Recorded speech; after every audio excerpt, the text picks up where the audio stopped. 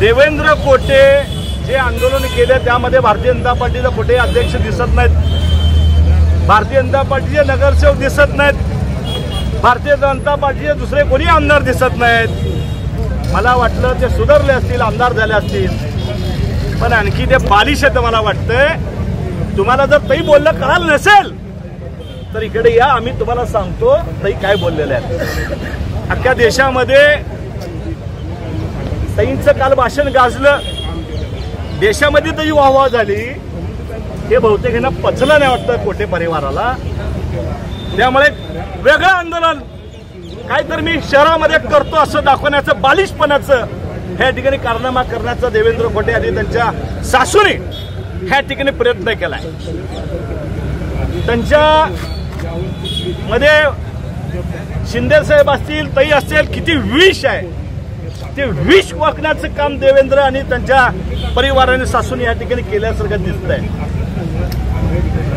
काय मागणी आहे की लोकसभेमध्ये येऊन मोदी साहेबांनी उत्तर दिलं पाहिजे, जे अपेक्षित आहे ह्या जनतेला, ह्या देशातल्या लोकांना अपेक्षित आहे।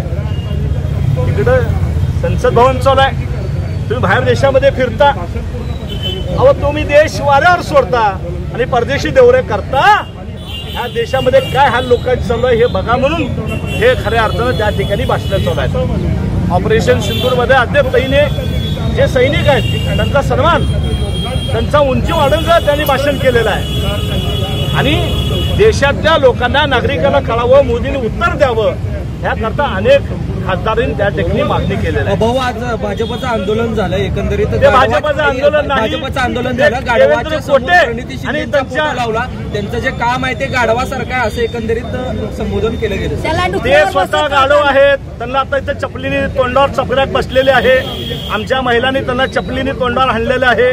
ह्याच्या पुढे तोंड आपलं, अहो बाकीचे बी आमदार आहेत, शहराचे अध्यक्ष आहेत, नगरसेवक आहेत, ते असं वचा करत नाहीत। तुम्हाला कुठेही तोंड खायलाचं, असं चपलीने मार खायलाचं हे सवय लागली आहे तुम्हाला, आणि म्हणून तुम्ही ज्या पद्धतीने ताईला या ठिकाणी विष वाकण्याचं, बोलण्याचं काम करता, त्यांचं भाषण ऐका।